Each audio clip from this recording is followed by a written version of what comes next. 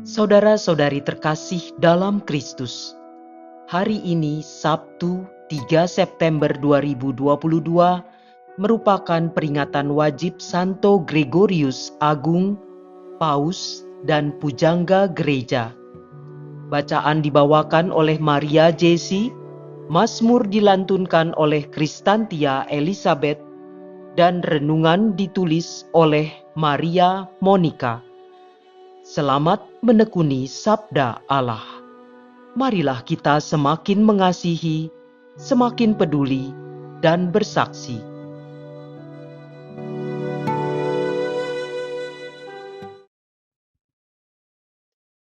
Dalam nama Bapa dan Putra dan Roh Kudus. Amin. Tuhan, Engkau memberikan kepada kami firman-Mu. Firman-Mu telah menjadi manusia dan kini menjadi bentuk kehadiran-Mu di tengah kami. Utuslah Roh Kudus yang Kau janjikan sebagai penghibur, yang mengajarkan kami makna firman-Mu itu.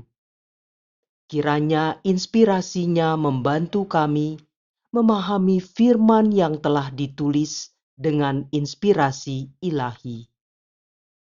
Jadikan pula kami melalui hembusan roh-Nya, tanah-tanah yang subur bagi pertumbuhan firman-Mu, hingga menghasilkan buah berkelimpahan. Demi Kristus Tuhan dan pengantara kami. Amin. Bacaan dari surat pertama Rasul Paulus kepada jemaat di Korintus, bab 4 ayat 6b sampai 15. Saudara-saudara, dari aku dan Apolos, hendaknya kalian belajar apa artinya ungkapan, jangan melampaui yang ada tertulis. Jangan ada di antara kalian yang menyombongkan diri dengan jalan mengutamakan yang satu lebih dari yang lain. Sebab siapakah yang menganggap engkau begitu penting? Adakah di antara milikmu yang bukan pemberian? Dan jika itu memang pemberian, mengapa engkau memegahkan diri seolah-olah itu bukan pemberian? Kalian telah kenyang, kalian telah kaya, dan tanpa kami, kalian telah memerintah. Alangkah baiknya kalau benar demikian, yakni kalau kalian menjadi raja, sehingga kami pun turut menjadi raja dengan kalian. Menurut pendapatku, Allah memberikan kami, para rasul, tempat yang paling rendah, sama seperti orang-orang yang telah dijatuhi hukuman mati. Sebab kami telah menjadi tontonan bagi dunia, bagi malaikat-malaikat, dan bagi manusia. Kami ini bodoh oleh karena Kristus, tetapi kalian arif dalam Kristus. Kami ini lemah, tetapi kalian kuat. Kalian mulia, tetapi kami hina. Sampai saat ini, kami lapar, haus, telanjang, dipukuli, dan hidup mengembara. Kami melakukan pekerjaan tangan yang berat. Kalau kami dimaki-maki, kami memberkati. Kalau kami dianiaya, kami sabar. Kalau kami difitnah, kami tetap menjawab dengan ramah. Kami telah menjadi seperti sampah dunia, seperti kotoran dari segala sesuatu sampai saat ini. Hal ini kutuliskan bukan untuk membuat kalian malu, melainkan untuk menegur kalian sebagai anak-anakku yang kukasihi. Sebab sekalipun kalian mempunyai beribu-ribu pendidik dalam Kristus, kalian tidak mempunyai banyak bapa. karena akulah yang telah menjadi bapamu dalam Kristus Yesus, oleh Injil yang kuwartakan kepadamu. Demikianlah sabda Tuhan.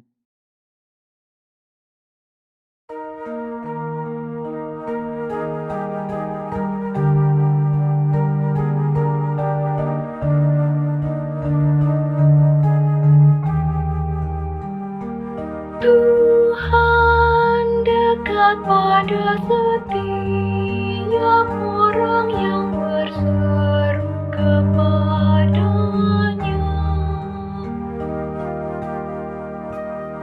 Tuhan itu adil dalam segala jalan-Nya dan penuh kasih setia dalam segala perbuatannya. Tuhan itu dekat pada setiap orang yang berseru kepada-Nya. Pada setiap orang yang berseru kepada-Nya dalam kesetiaan.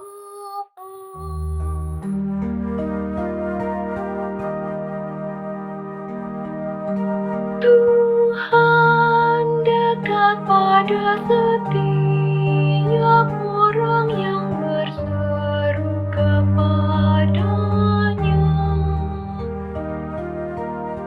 Ia melakukan kehendak orang-orang yang takut akan Dia. Ia mendengarkan teriak mereka minta tolong dan menyelamatkan mereka. Tuhan menjaga semua orang yang mengasihi-Nya, tetapi semua orang fasik akan dibinasakannya.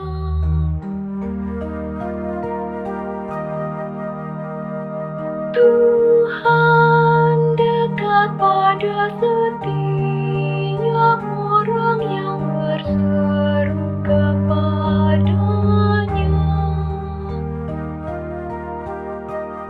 Mulutku mengucapkan puji-pujian kepada Tuhan. Dan biarlah segala makhluk memuji nama-Nya yang kudus, untuk seterusnya dan selamanya.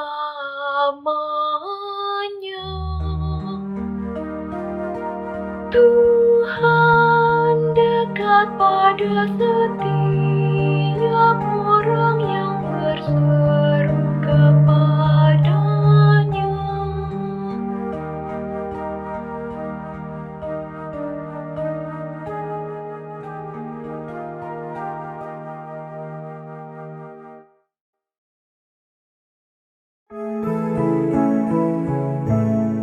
Alleluia, alleluia, alleluia, alleluia.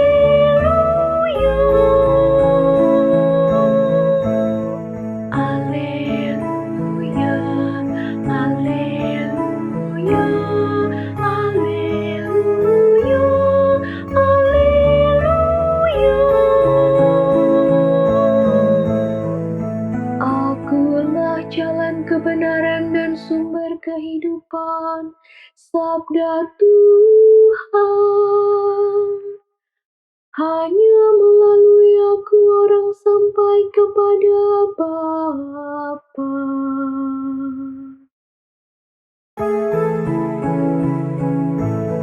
Alleluia, alleluia, alleluia, alleluia.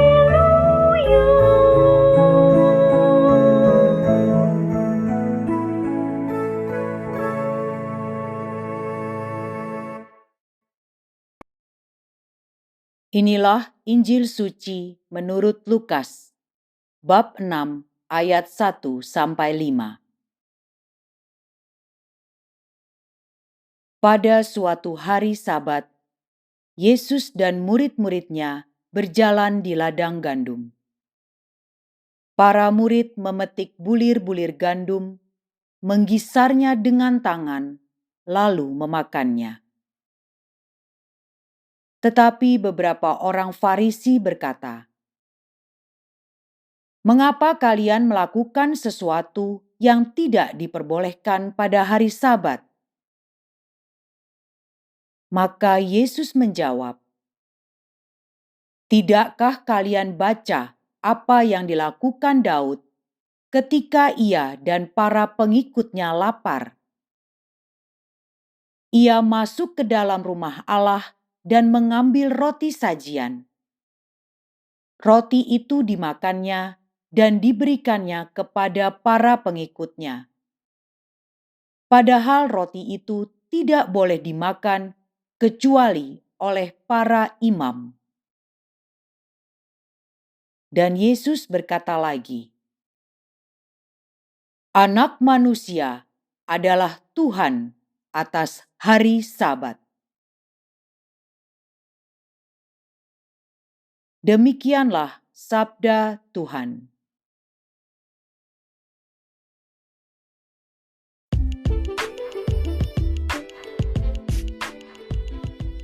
Mana yang penting? Esensinya atau sederet aturannya? Renungan dibawakan oleh Maria Monica.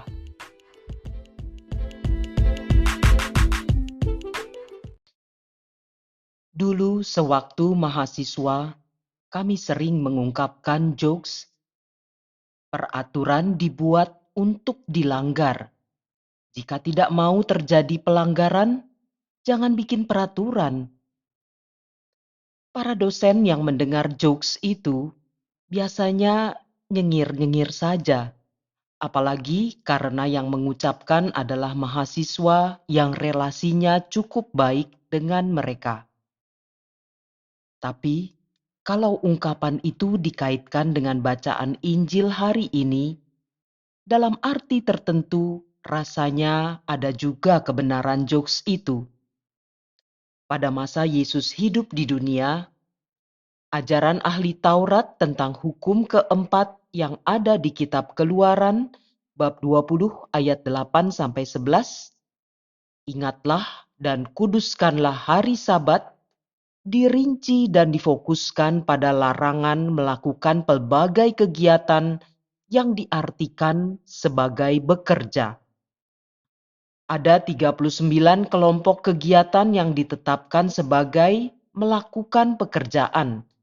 Misalnya, menabur benih, membuat roti, membuat simpul benang, melepaskan simpul, menulis 2 huruf, menyalakan api, memadamkan api, atau bahkan memindahkan suatu benda dari satu tempat ke tempat lain, dan masih banyak lagi. Setiap kelompok ini masih dirinci lagi sampai detail. Bayangkan, semua rincian itu dibuat oleh para ahli Taurat. Padahal esensi berupa makna dan tujuan Sabat yang ditetapkan oleh Allah adalah pemulihan umat Allah kepada keutuhan mereka lahir dan batin sebagai bagian dari ciptaan Allah. Ibu, Bapa, kaum muda, dan rekan seperjalanan yang dikasihi Tuhan, jika kita memperhatikan ajang perseteruan antara para ahli Taurat dan orang Farisi dengan Yesus, sering terjadi di seputar pelaksanaan aturan Sabat. Makna sesungguhnya tentang Sabat sudah tidak mereka pedulikan, karena bagi mereka, peraturan yang mereka buatlah yang menjadi segala-galanya. Itulah Sabat mereka. Allah memberikan Sabat kepada manusia untuk kebutuhan manusia itu sendiri, yaitu kebutuhan untuk beristirahat, untuk beribadah, dan untuk bersekutu dengan Allah pada hari itu. Jadi seharusnya bukan peraturan yang dibuat oleh manusia itu yang mengikat, melainkan Tuhan yang menciptakan Sabatlah yang menjadi patokannya. Itulah esensinya. Dan Yesus adalah Tuhan atas hari Sabat yang diciptakan Allah itu. Dalam kehidupan saat ini pun, sering kita terjebak dalam peraturan atau kebiasaan yang dibuat sendiri, sehingga esensi mengapa dan untuk apa peristiwa itu diadakan sudah tidak diperhatikan lagi. Misalnya, kebiasaan dalam pesta pernikahan. Peristiwa yang seharusnya dirayakan dengan penuh syukur dan menjadi ajang silaturahmi antara kedua keluarga besar yang saling menjalin kasih itu, malah terfokus jadi pentas kesuksesan keluarga semata. Manusia memang senang mengulik apa yang terlihat. Berapa jumlah undangan yang hadir? Siapa orang penting yang bisa diundang? Bahkan siapa yang memberkati sakramen perkawinan terkadang dipilih dan dicari dengan sengaja. Belum lagi tempat pesta, makanan, mobil yang dikendarai, dan seterusnya dipilih untuk mengesankan orang banyak.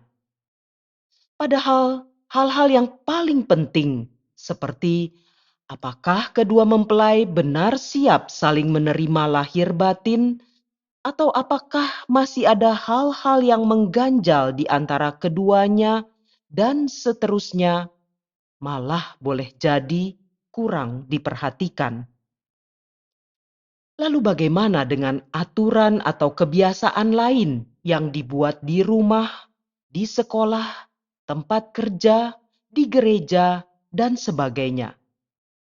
Semoga kita tidak gagal fokus seperti para ahli Taurat itu. Dalam hal ini, kita bisa belajar dari Santo Gregorius Agung yang peringatannya kita kenang pada hari ini.